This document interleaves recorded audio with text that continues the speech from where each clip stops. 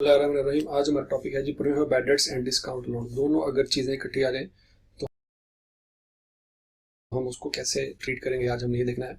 इसको हम क्लियर कर लेते हैं कि एग्जांपल के साथ। आपके सामने एग्जांपल दी हुई है। Following is the data of ABC and company from trial balance. Trial balance का डाटा है, इसका मतलब ये रिसीवेबल जो है क्लास साल के एंड पे है।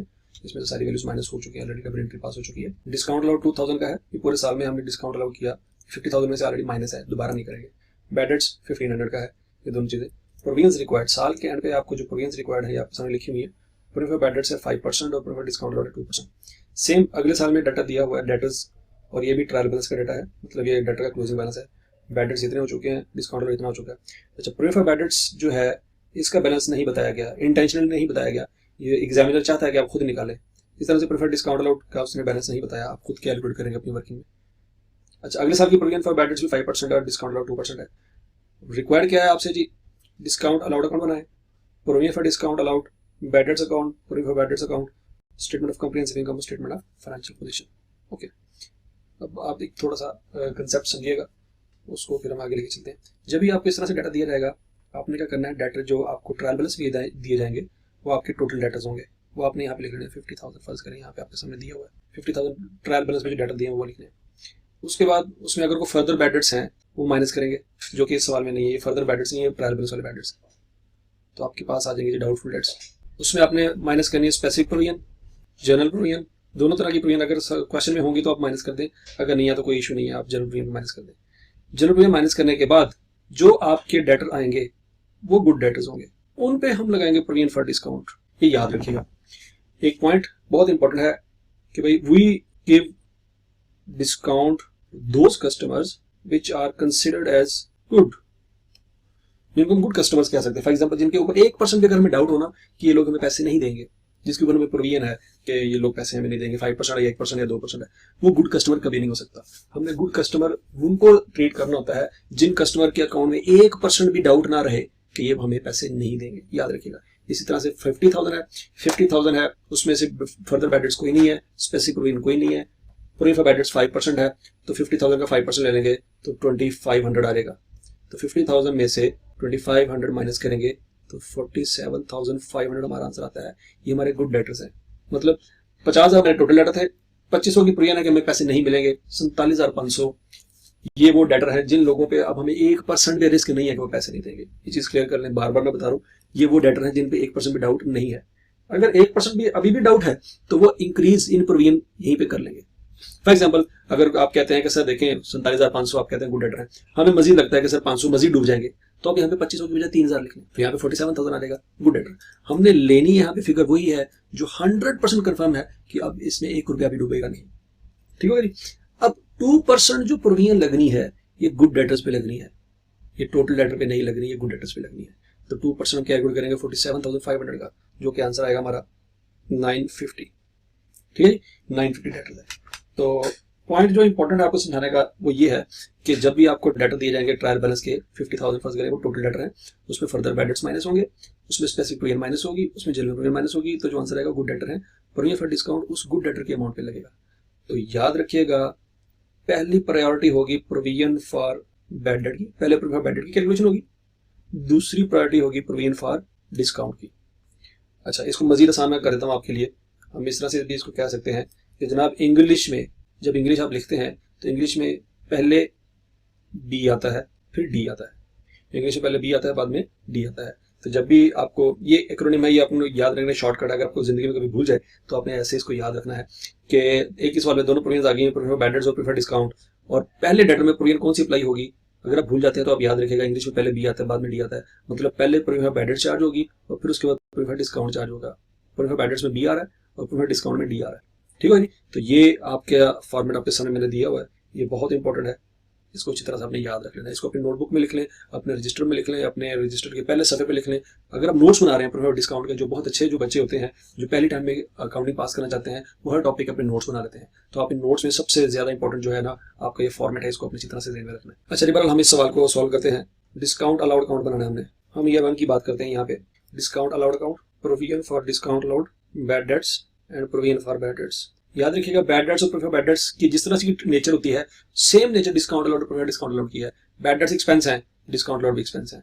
प्रोविजन कॉन्ट्रास्टेड अकाउंट है, प्रोविजन फॉर डिस्काउंट लॉट भी कॉन्ट्रास्टेड अकाउंट है, मतलब एसेट में से माइनस हो जाएगा बैलेंस शीट में जाके सिंपल। ठीक है जी, इन दोनों की जो भी ट्रीटमेंट आपने पहले पढ़ी है सेम ट्रीटमेंट डिस्काउंट अलाउड और प्रोविजन डिस्काउंट लॉट की, कोई किसी तरह का भी फर्क नहीं है, बस सीक्वेंस का फर्क है कि पहले provision for bad debts calculate होगी या पहले प्रोविजन डिस्काउंट अलाउड कैलकुलेट होगी, सिर्फ ये वाला पॉइंट आपके लिए मैटर करता है और कुछ भी नहीं है, बाकी सब सेम है। हम एग्जांपल देख लेते हैं। रिसीवेबल 50,000 का है, डिस्काउंट अलाउड 2,000 का है, तो डिस्काउंट अलाउड की डेबिट साइड लिख लेंगे हम 2,000, ये डेटर में से माइनस हो चुका होगा, यहाँ पे लिख लेते हैं। 1500 के बैड डेट्स हैं, हम यहाँ पे 1500 लिख लेते हैं, ये भी डेटर में से ऑलरेडी माइनस हो चुके हैं। अच्छा, प्रोविजन बैड डेट्स 5% है, डिस्काउंट अलाउड 2% है, ये आपके सामने वर्किंग मैंने किया समझाने के लिए, यही आपने याद रखनी है। टोटल डेटर लिखेंगे 50,000, फर्दर बैड डेट्स जो ट्रायल बैलेंस के नीचे आपको एडजस्टमेंट के तौर पे दिए हुए हैं, अगर तो हैं तो ठीक है माइनस करेंगे, अगर नहीं है तो माइनस नहीं होंगे।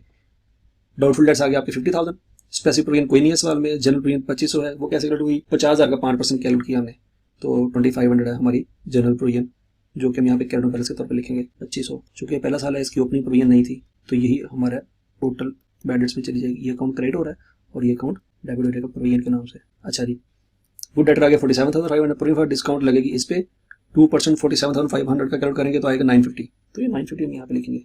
सेम ट्रीटमेंट है जैसे हमने यहाँ पे 2500 लिखा हुआ, वैसे ही हमने यहाँ पे 950 लिखा, इसका भी ब्रॉड डाउन कोई नहीं था, तो जो भी है वो इस तरह से कैलकुलेट कर लेंगे।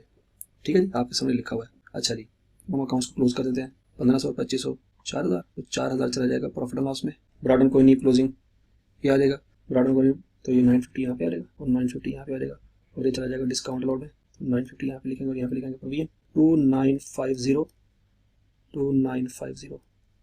ये प्रॉफिट एंड लॉस में चला जाएगा। ठीक है जी, तो यहाँ पे हम लिखेंगे statement of comprehensive income, discount allowed 2950 minus में और बैड डेट्स 4000 के माइनस में। इस तरह से स्टेटमेंट ऑफ फाइनेंशियल पोजीशन लिखेंगे रिसीवेबल्स, ये डेटर्स, रिसीवेबल्स का लफ्ज लिखा हुआ है, अगर ट्रायल बैलेंस है तो रिसीवेबल ही लिखेंगे यहाँ पे भी 50,000 less provision for bad debts जो कि आ रही है 2500, पहले ये माइनस होगी ये वाली, फिर उसके बाद प्रोविजन फॉर डिस्काउंट 950, ये दोनों माइनस होंगे। ठीक है, ये तरीका हमारा सवाल को सॉल्व करने का। अब हम बात करते हैं ईयर 2 की। ईयर 2 में भी हम बनाएंगे discount allowed account, provision for discount allowed, bad debts account and provision for bad debts account. ठीक है जी, अच्छा अगले साल का डेटा उसने दिया 70,000, बैड डेट्स उसने दिया 4,000, डिस्काउंट अलाउड दिया उसने 2500, बैड डेट्स है 4,000, ये डेटर में से माइनस हो चुके हैं, ये 2500 है, ये भी डेटर में से माइनस ऑलरेडी हो चुका है क्योंकि ट्रायल बैलेंस है। अच्छा जी, प्रोविजन फॉर बैड डेट्स और प्रोविजन डिस्काउंट उसने नहीं दिया था, लेकिन ये वही बैलेंस है जो यहाँ पे हमने पिछले साल के अंदर कैलकुलेट किया है, यही ब्रॉड डाउन होगा अगले साल में। 2500 ये था, 950 ये है। ठीक हो गया जी, ये उसने हमें बैलेंस नहीं दिया था, हमने फाइंड कर लिया, ये 2500 है और ये 950 है। अच्छा, इस साल में भी 5% 2% कैलकुलेशन करनी है, तो तरीका यही होगा जो हमने यहाँ पे किया है। हमारा डेटर का बैलेंस है जी 70,000, हम यहाँ पे 70,000 लिख लेते हैं, फर्दर बैड डेट्स कोई नहीं, 70,000 आ जाएगा सीधा सीधा, स्पेसिफिक प्रोविजन भी कोई नहीं, जनरल प्रोविजन 5% लेंगे 70,000 की, तो आ जाएगा जी 3500, तो 70,000 में से 3500 माइनस करेंगे तो हमारे पास आंसर आएगा जी 66,500। अब प्रोविजन डिस्काउंट जो है वो इसकी चार्ज होनी है 2%, तो 66,500 का हम लेते हैं 2%, तो यह आ जाएगा जी 1330। ठीक है जी, ये तरीका यही है जो मैंने आपके सामने लिखा है, इसी तरह से आपने करना है 3500 और 1330, तो कैरी डाउन यहाँ पे आ जाएगा एक 3500 और एक कैरी डाउन यहाँ पे आ जाएगा 1330। अकाउंट्स क्लोज कर देते हैं हम, 2500 और 3500 के दरमियान जो डिफरेंस है वो 1000 का है, सीधा सीधा यहाँ पे बैड डेट्स में चला जाएगा।